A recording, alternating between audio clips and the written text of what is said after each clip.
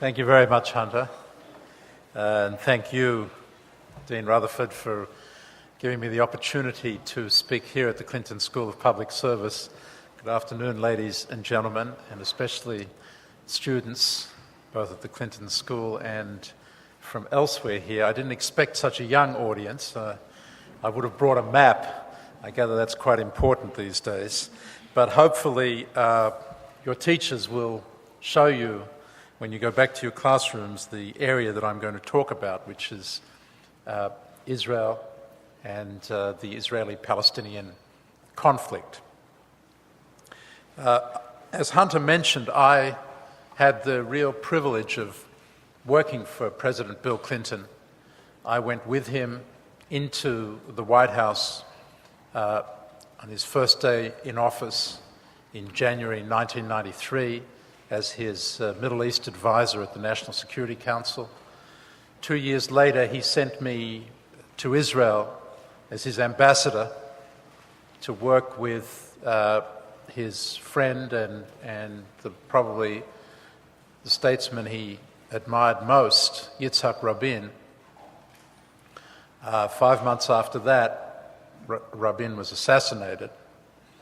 I stayed on in Israel for another 18 months, then came back in the second term, President Clinton's second term, to take responsibility for the Middle East in the State Department. And then at the end of the Clinton administration, when the president was working very hard with Ehud Barak, the Prime Minister of Israel, and with Yasser Arafat to try to achieve an Israeli-Palestinian peace agreement, he sent me back to Israel for a second time to be on the front lines there and to try to help achieve that peace. Well, many of you will know the end of that story.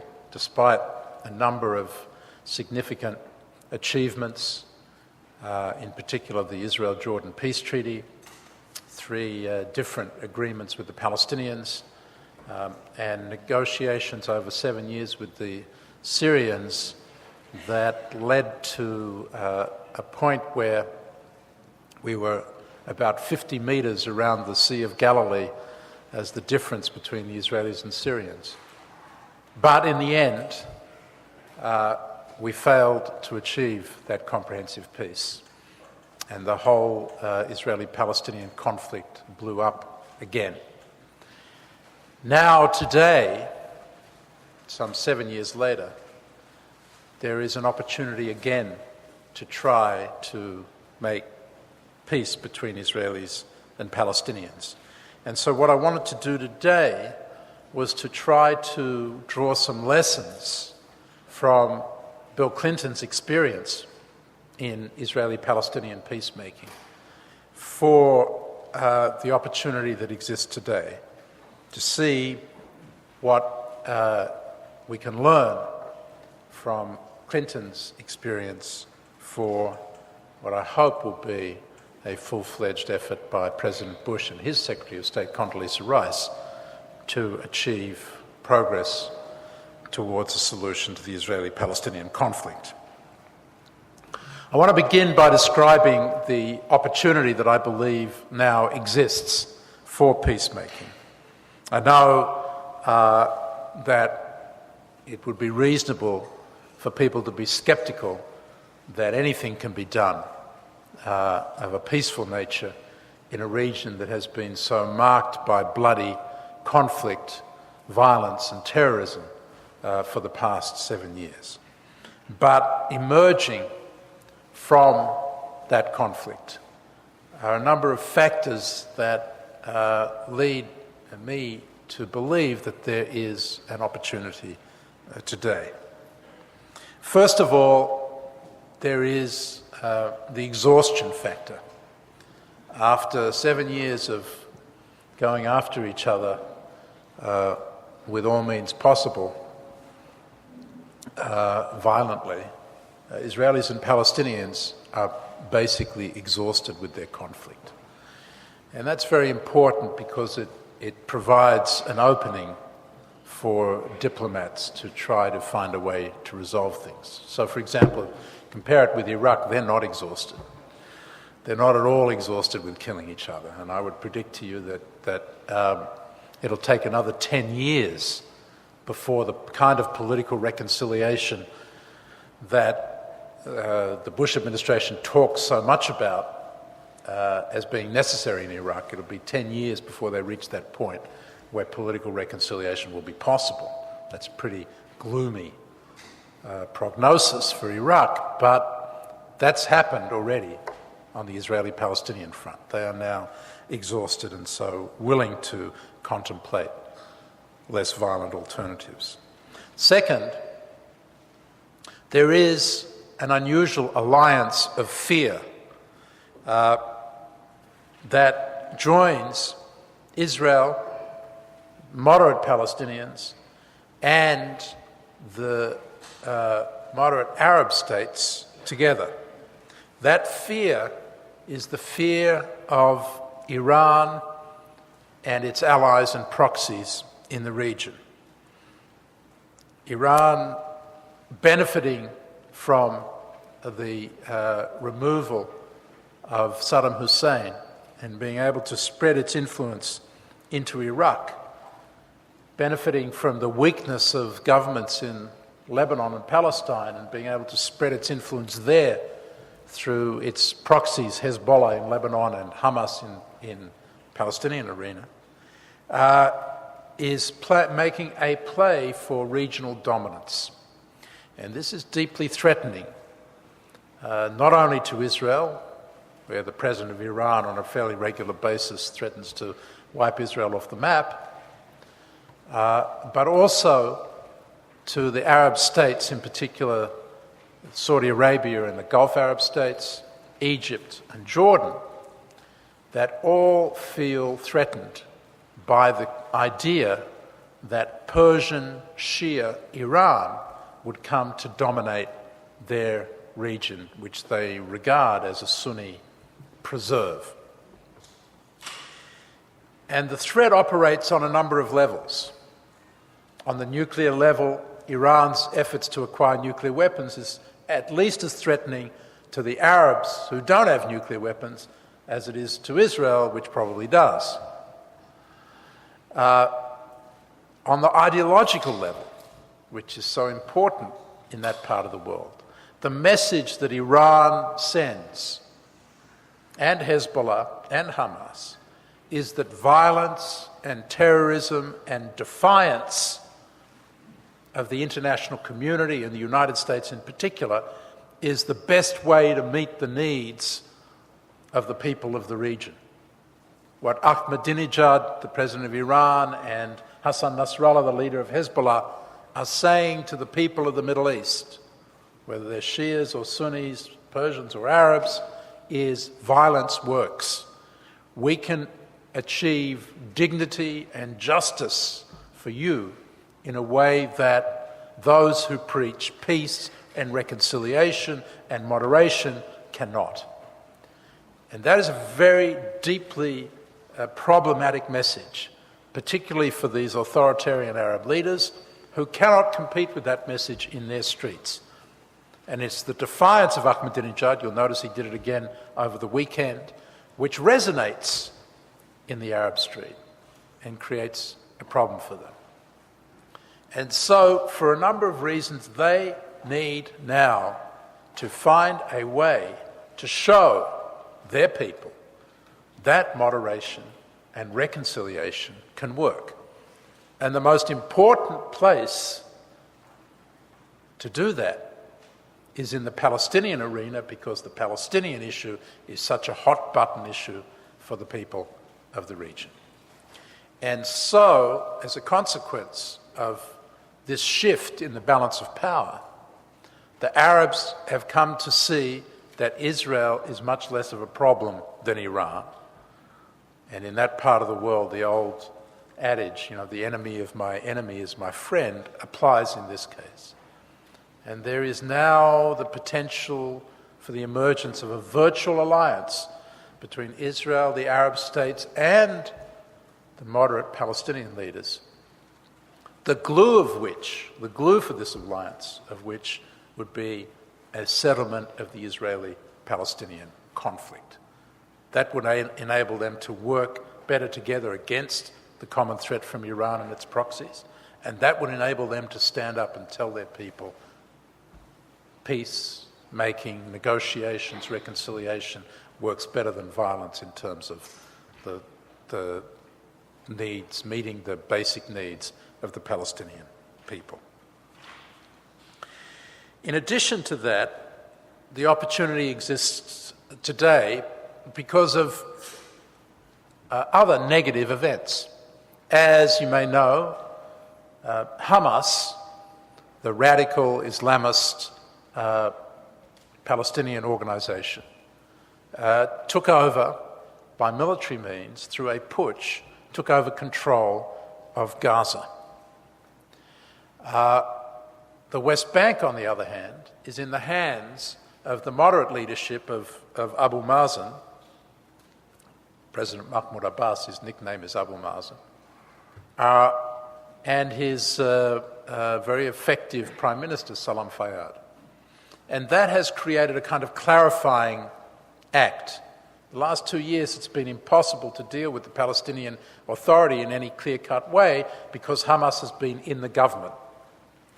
And Hamas rejects Israel, rejects any negotiations with Israel, seeks the destruction of Israel as part of its ideological platform.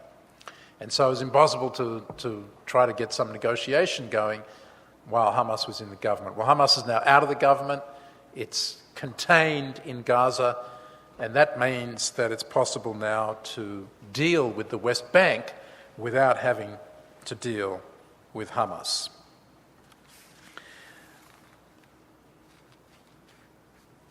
In addition, of course, Israel has already withdrawn fully from Gaza, and that means that the only territories left in contention in terms of resolving the Israeli-Palestinian conflict is the West Bank and East Jerusalem. And therefore, it's much cleaner now in terms of the issues that need to be addressed. The people who have the authority to deal with that. Abu Mazen is the elected president of the Palestinian Authority and the chairman of the Palestine Liberation Organization, which is the body that negotiates with Israel all of these agreements. So he has legitimacy to negotiate. And as a consequence, we have a situation in which it is much easier to construct a negotiation.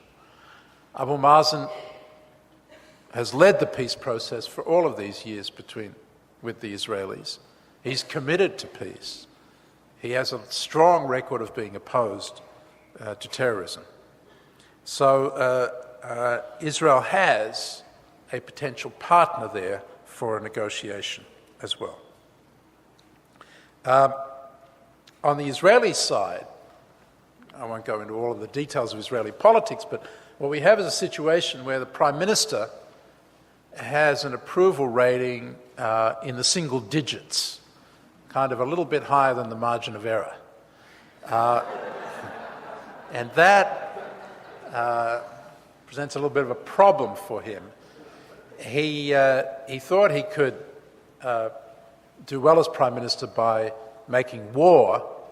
A year ago, he reacted to a Hezbollah provocation, launched war in Lebanon, and that proved to be a disaster, and that's why he's lost the confidence of the Israeli people. But his government is stable, as I won't go into all the details of that, but he has about a year of political life left in him. And his only salvation, he seems to have calculated, is by moving ahead in the peace process, launching a peace initiative. And the Israeli public, as a consequence of the exhaustion that I talked about earlier, is also now willing to support an initiative that would lead to Israel's withdrawal from almost all of the West Bank, including the evacuation of most of the settlements that are built there.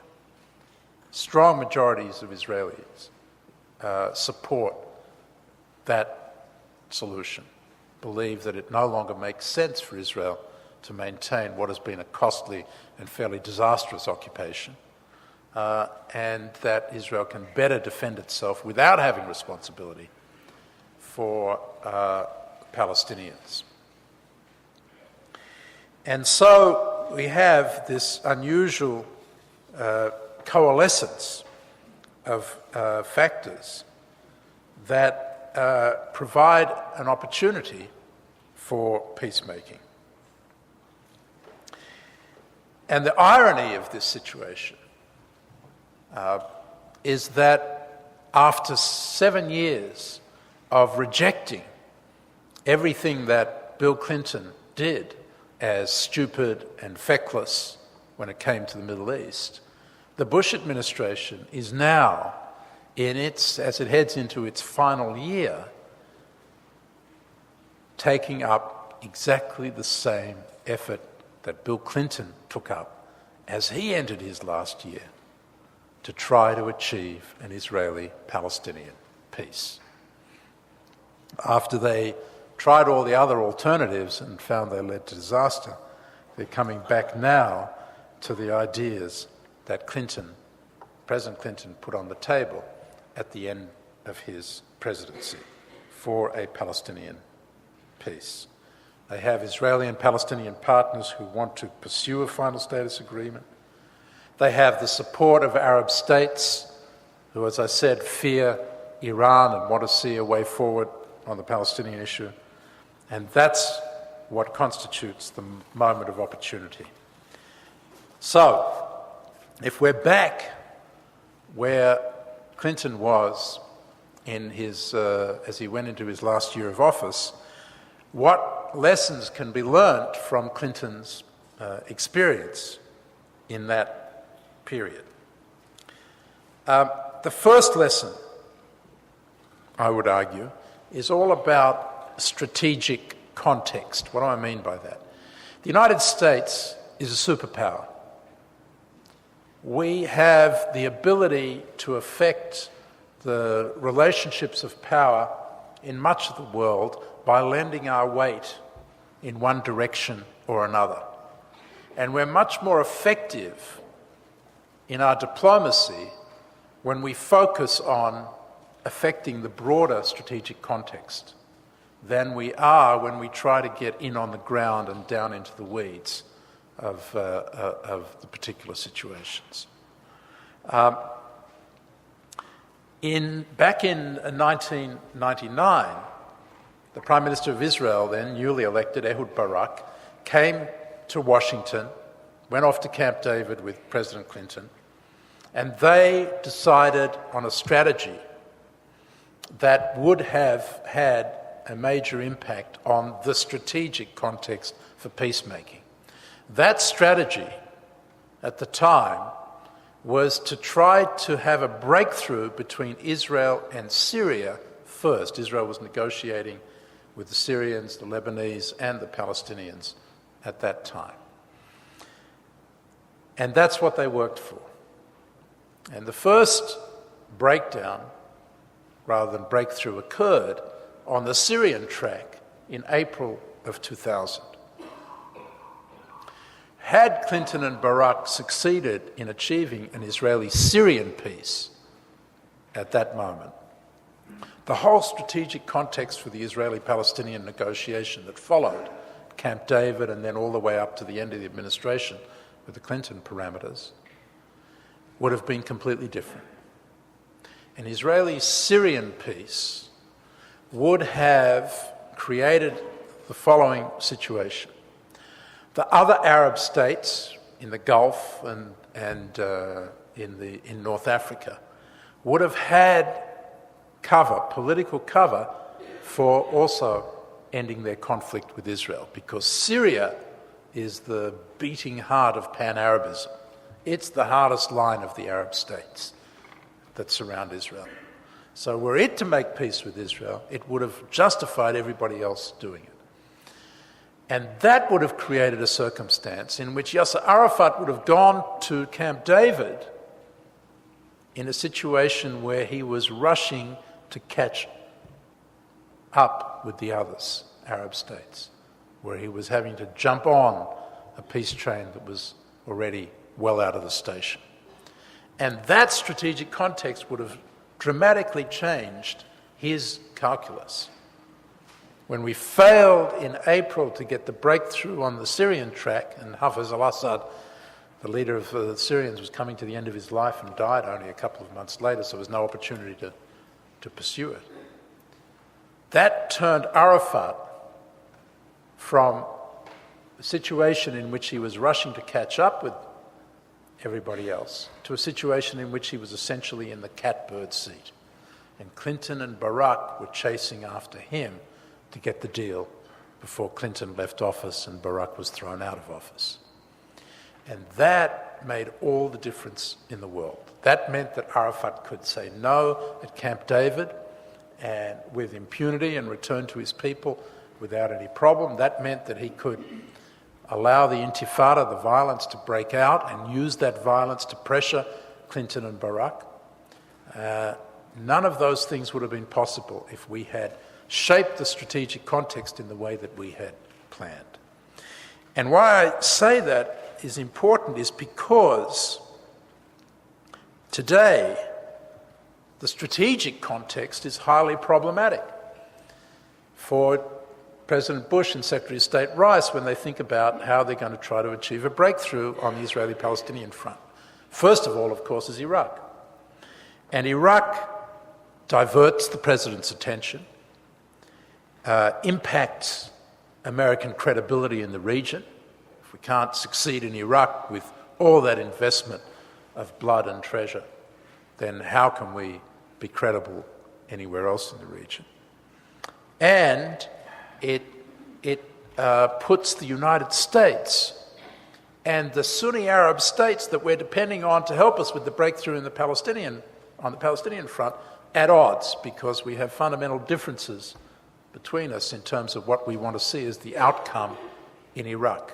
Those Sunni Arab states will not accept a Shia government as the outcome in Iraq.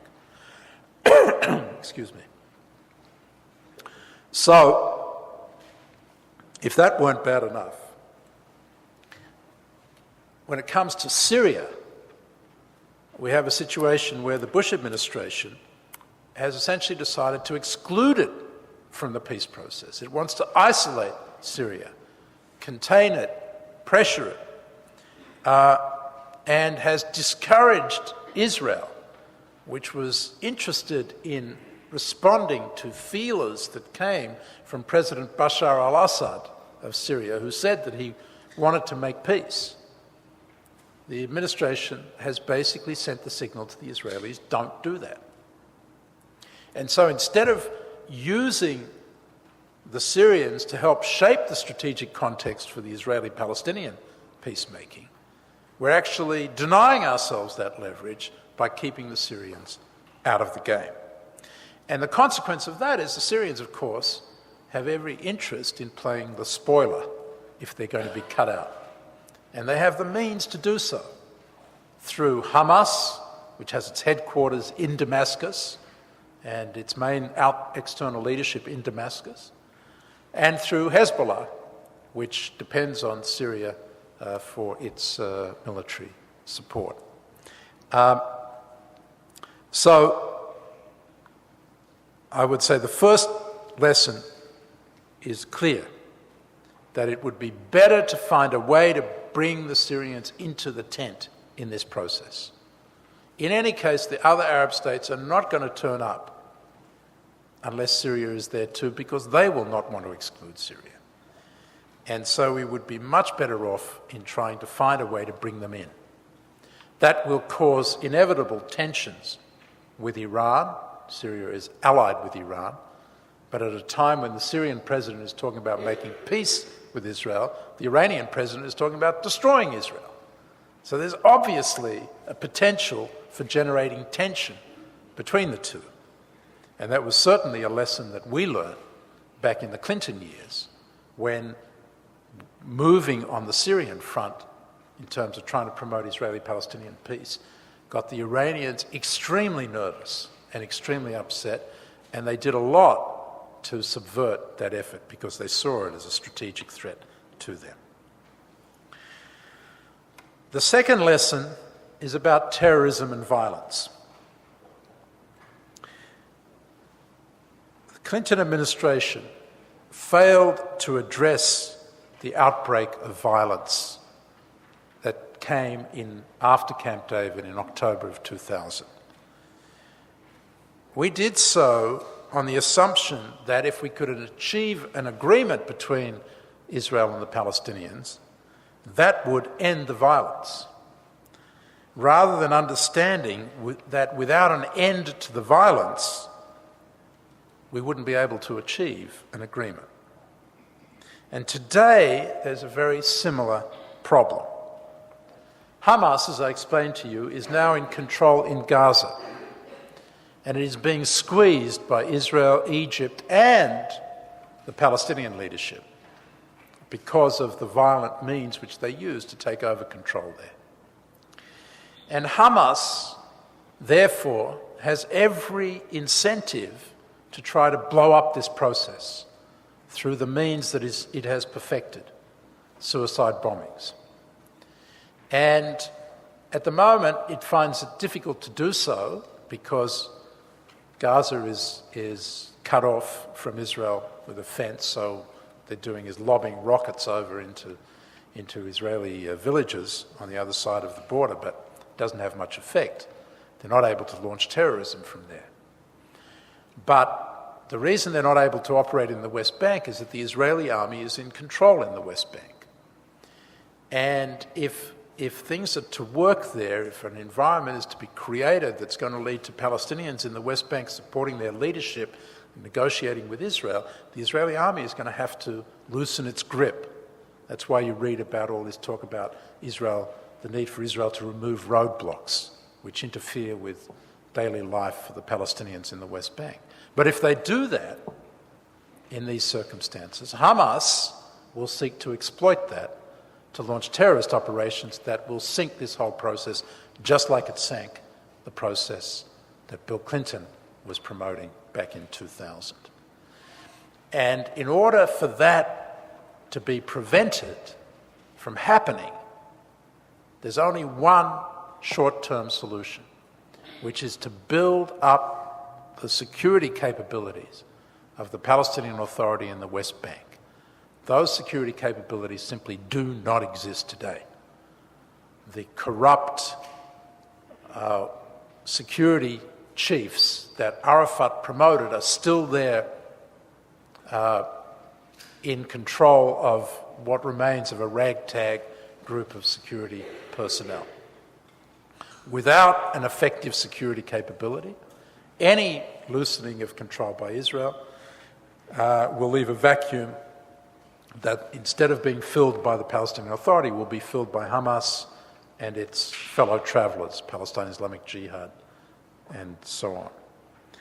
And so there is an urgent need to build that security capability. Without that, I think the whole enterprise is in jeopardy, just as our whole enterprise under President Clinton was jeopardised and ultimately destroyed by the violence that took place after Camp David. The third lesson is about Arab state involvement. We didn't have Arab states involved in the effort to achieve a breakthrough at the end of the Clinton administration. That was essentially because we had come to the conclusion that they weren't going to play an effective role. They weren't willing to play an effective role. Why? Because they'd all decided that these issues were so sensitive, issues like Jerusalem and Palestinian refugees, that they preferred to put Arafat out there and let him make the compromises and let him take the blame and the heat for any compromises, rather than take it upon their shoulders. And so whenever we went to them and urged them to pressure Arafat to compromise, they refused to do so. Their big fear, I'm talking about Mubarak now and Crown Prince Abdullah of Saudi Arabia, Their big fear was that Arafat would turn on them if they tried to press him and point the finger at them and say they were betraying the Palestinian cause by demanding that he make concessions. So they were essentially useless. And we didn't have a strategy for involving them for that reason. Today, the circumstances are different. And I've already described them. The Arab states see it in their own interests to find a solution to this problem. And they have stepped up in a way that they had not done back 7 years ago, and declared that once the Israelis and Palestinians resolve their conflict, that will lead to peace with all of the Arab states, an end of conflict, normalization of relations with all of the Arab states. And the Saudis have recently said that they would be prepared to come to an international meeting that would be convened by the United States to launch the negotiations that would lead to ending this conflict. So, with the incentive to help and the mechanism now in existence for their involvement through this declaration that they've made through the Arab League and through their willingness to come to an international meeting that would launch the negotiations, there is an opportunity to involve them in a way that we weren't able to back in 2000. And it's very important that they come in and play the role of custodians of the Palestinians in this situation, helping the Palestinian leadership to justify compromises, because there's not going to be an agreement without compromises by both sides, to sell those compromises to their people by making clear that the Arab states are willing to accept them. The fourth lesson relates to the final status issues that President Clinton tried to resolve back in 2000 and which are now on the agenda again. Final status issues are the issues that would have to be resolved to achieve a final peace between Israel and the Palestinians. That includes what the borders of the Palestinian state will be, what will happen to the Israeli settlements that have been built in Palestinian territory, what will happen to the Palestinian refugees who are refugees as a result of the conflict that's gone on for 50 years, and what will happen to Jerusalem, where Israel now controls all of Jerusalem, but the Palestinians stake a claim to Arab East Jerusalem and the Muslim holy sites in the old city of Jerusalem. And that's a particular problem because the third holiest site in Islam, the Al-Aqsa Mosque, happens to be built on the Temple Mount, which happens to be the holiest site in Judaism. So how you resolve that one is particularly sensitive and potentially the most inflammatory issue because it involves religion and religious rights, not just questions of practical disposition of territory.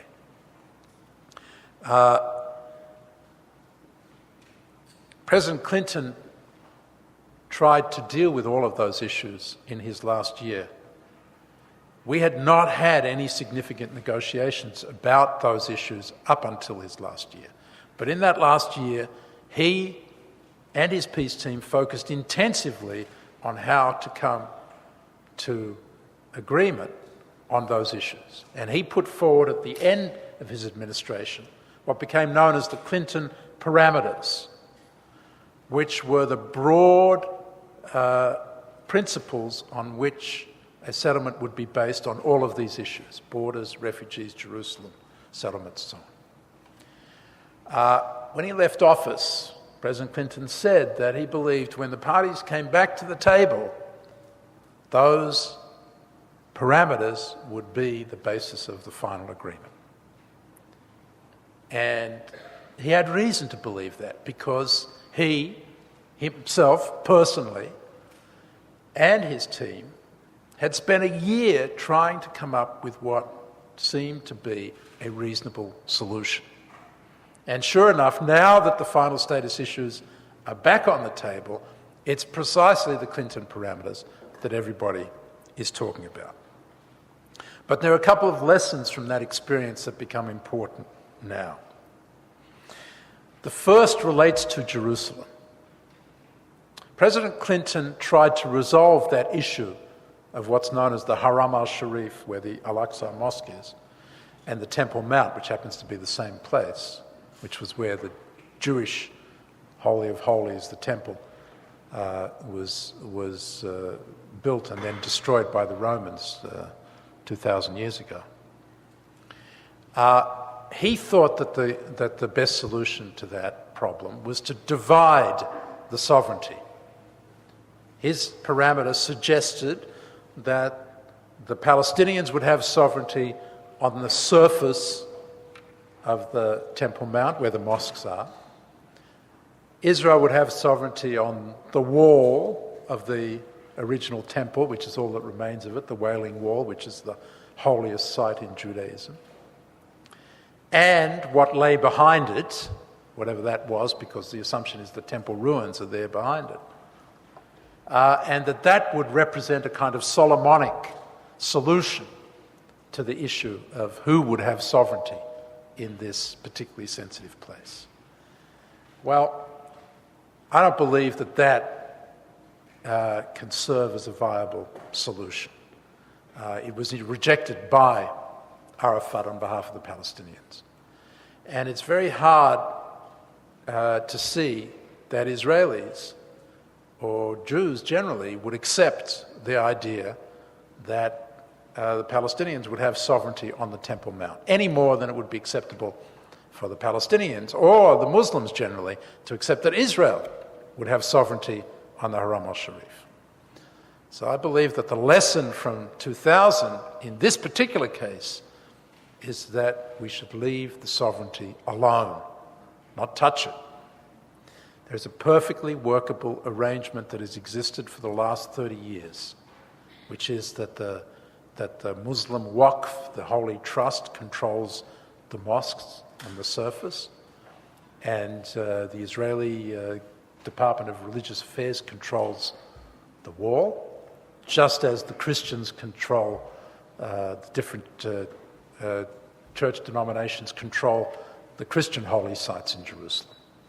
And that is a status quo that needs to be maintained under an arrangement which places the whole of the holy city under a joint condominium or joint sovereignty of the Israelis and the Palestinians, such that neither can do anything without the approval of the other.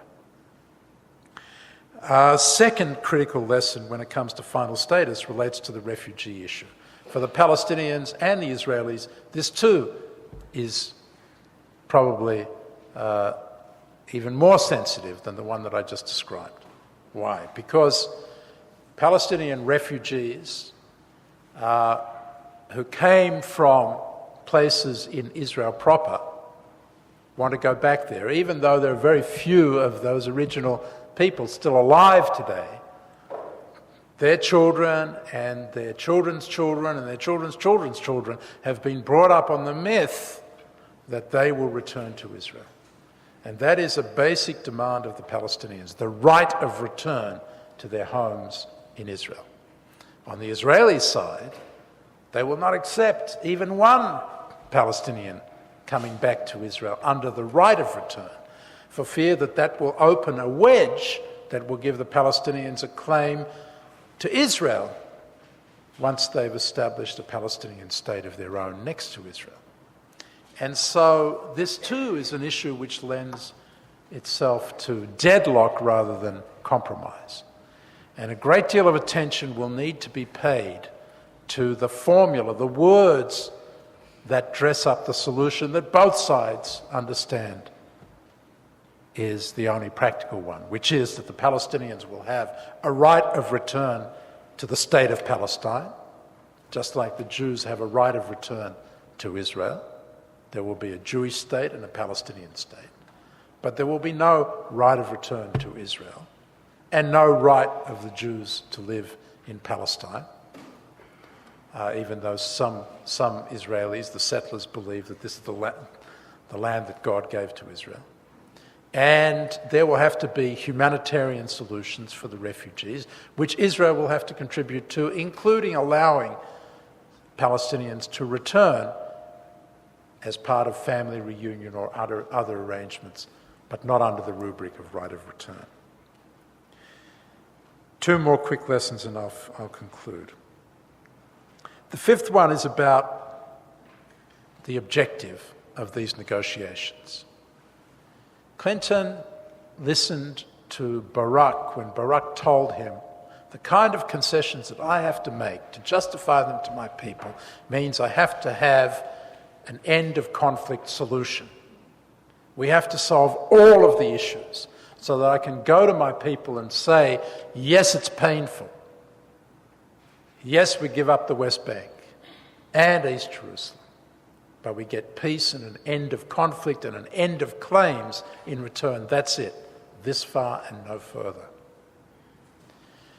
And that logic meant that we had to resolve all the issues if we were going to resolve any of them. And there simply wasn't time to do that in the circumstances that I've described in 2000. We would have been much better off, I say this in retrospect, if we had gone for the deal that we could have gotten at that point, which was a territorial deal. Resolve the territorial issue in the West Bank and leave the issues of Jerusalem and refugees open. And we could have ended the Palestinians' territorial claims, but left open their other claims for subsequent negotiations. That was an achievable objective, but it was not one that we set because of the circumstances I described. It's really important today that the Bush administration set an achievable objective. Given the weakness of the Palestinian leadership, the weakness of the Israeli leadership, and the weakness of the American leadership, and 1 year to go before the end of the administration, in which the president is essentially already out of juice, it doesn't make sense to take advantage of this opportunity to try to drive the parties to a final status agreement. It is not achievable, and we will end up with the same results that we ended up with at the end of 2000, which was the region in flames again. And we can't afford that yet another time around. So it's very important that the lesson from 2000 be learnt here, that it's enough to have the international meeting, to get the Israelis and Palestinians talking again, negotiating again about final status agreement, to move that process in a positive direction with the Arab states engaged, because that will be a tremendous advance on everything that we've seen in the last 7 years, and it will help the United States immensely in the region. And it will be enough. It will be a signal achievement for which the Secretary of State and President will deserve full credit. Go for the achievable rather than the ideal. And finally, on the issue of process. President Bush and Secretary of State Rice hate the word process. They have a kind of visceral objection to it. So much so, and I kid you not, this is absolutely true, that when they took over the State Department, they banned the use of the words Middle East peace process. Nobody was able to talk about a peace process. Instead, they talked about the Middle East. You were supposed to understand that was kind of code word for peacemaking. I mean, you talk about what do we do about the Middle East? It's not about the big problems of the Middle East, but how do we make peace? They had another reason for being viscerally opposed to process. As you know, their attitude has been, for 6 years, that it's essentially, we have the power and we can dictate what needs to be done. My way or the highway. You're with us or against us. And that attitude has been whittled away slowly by reality. We now have a process going on with North Korea, which is yielding results. We're trying to establish a negotiating process with the Iranians, which is not yielding results. But we need a process on the Israeli-Palestinian front, and we don't have one yet. And if there's going to be a meeting in November with all these players coming to the party, we're going to need a process. And the Secretary of State is going to have to roll up her sleeves and get involved in the details of working out what the principles of the meeting will be about, what its objective will be, how we're going to get from here to there. If they'd picked up the process that President Clinton had handed off to them back in 2001, we would not be in the difficult situation we're in today. 3,000 Israelis and Palestinians, I believe, would not be dead. It was possible, if they'd picked it up early on, to avoid all of that, avoid all of the bloodshed, all of the mistrust that's been created, all of the destruction, including of Palestinian governing institutions, which has made it so much more difficult for the Palestinians now to act as responsible and capable partners in a peace process. And so that is the final lesson, is that peace process is not a dirty word. It's essential to resolving this conflict. Thank you very much.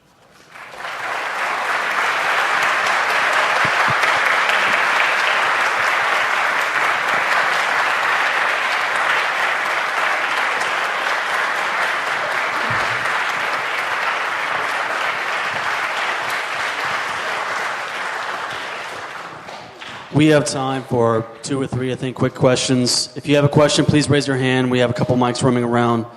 We'll start with you over there. If you're okay, let's take them all together and then I'll... All together? Okay, we'll start with you, sir. Mr. Ambassador, thank you for being here today. Thank you to Arkansas. My name is George Camus. I'm director of the Voice of Middle East TV station here in Iraq. Originally, I'm from Baghdad, Iraq. I hear you talking about the war between the Palestinians and Israel. Last war between Hezbollah, between Hassan Nasrallah and Israel. It's not success. Why? Why don't success? Because Israel is not ready, or they have support Hezbollah from Iran. Thank you. Okay, other question? You back here, sir. We'll take all the questions at once, so. Yes, please. My name is Sharon Bailey. I'm a student at the Clinton School, and my question is, to what extent recent political events were made possible by the fact that Arafat is no longer part of the picture, and to what extent is his influence still present in the Middle East?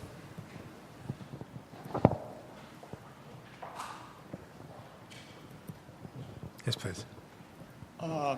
My question relates to the work of Dennis Ross, and I read his book.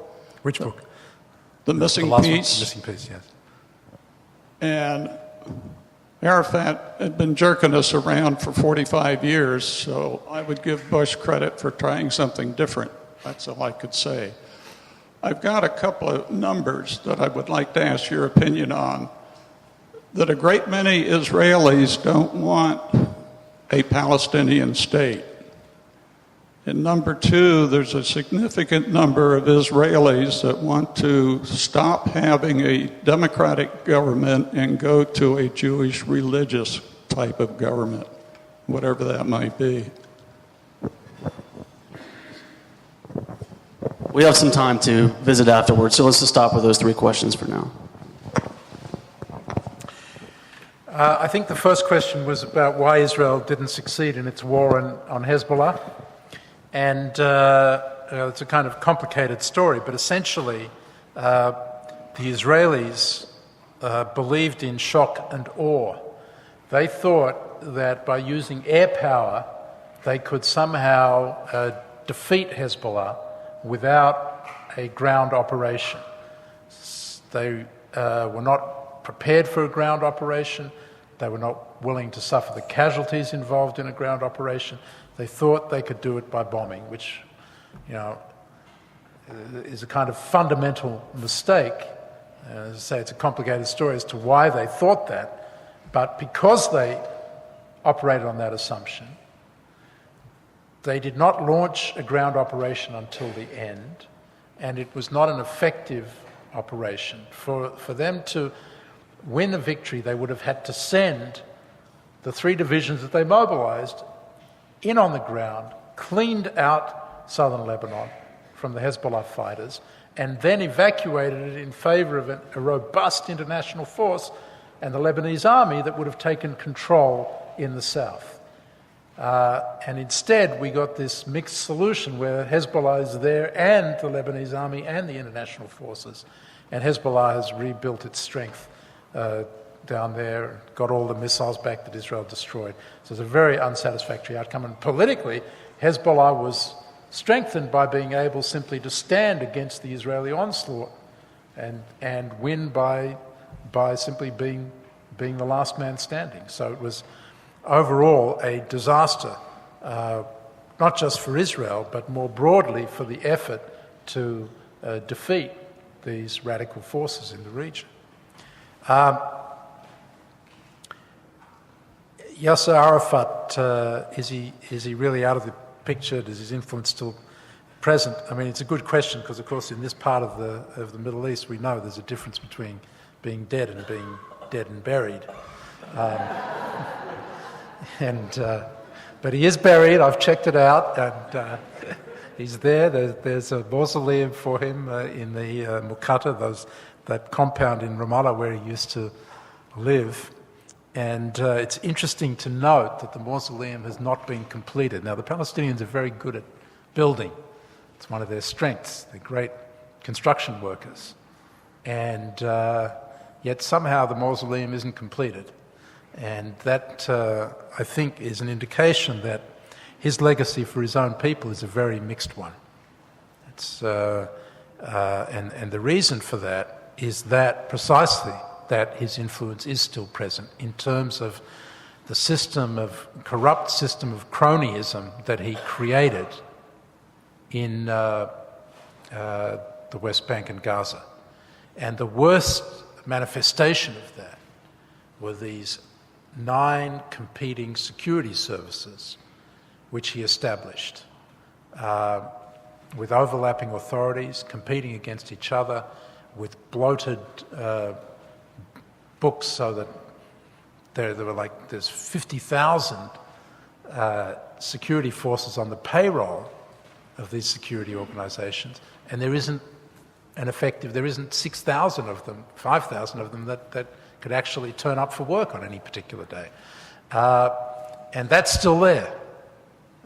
The consequences of that are still very much felt because those security chiefs are still there and still able to hold on to power, crippling any effort to try to rebuild the security capability. Beyond that, the corruption that he fostered in his own political party, Fatah, which was, up until the last Palestinian elections, the ruling party in Palestine, has suffered as a result of this reputation it has deservedly, for corruption.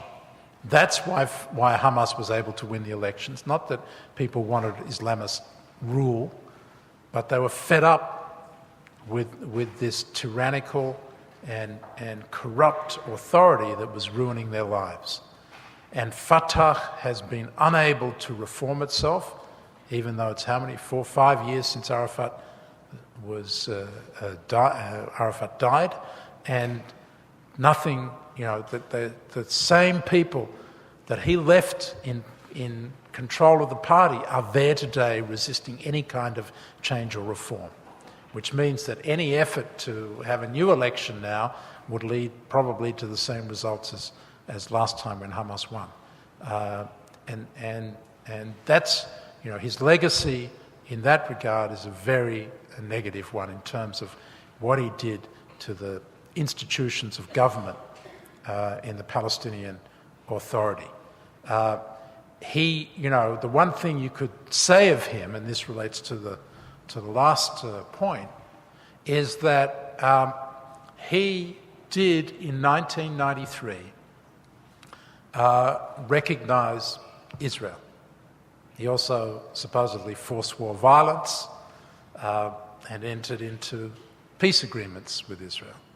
But the critical thing that Arafat did was to bring the Palestinian people to accept that they were going to have to make peace with Israel, coexist with Israel, rather than destroy it. Now, since then, Hamas has come up with this revisionist approach that wants to take the Palestinian people back. But the fact that Yasser Arafat was the one who legitimized making peace with Israel is critical to the chances now for a moderate leadership who can claim his mantle for peacemaking to go ahead and make peace. And as far as Israelis not wanting a Palestinian state, that's a small minority of Israelis. Ariel Sharon, the hardest line of Israel's prime ministers, was the one who moved the Israeli government, and now the Israeli Knesset is on record as supporting a Palestinian state alongside Israel. So it's no longer an issue anymore in Israeli politics that there should be a Palestinian state as a solution. Bibi Netanyahu, the leader of the opposition, supports that as much as all the members of the coalition, including the right-wing members like Yvette Lieberman. As for a Jewish religious government, well, all I can say is Jewish democracy is alive and well in Israel, and I don't think that those who would like to somehow set up a religious state are going to be able to take it apart. Thank you very much. Thank you.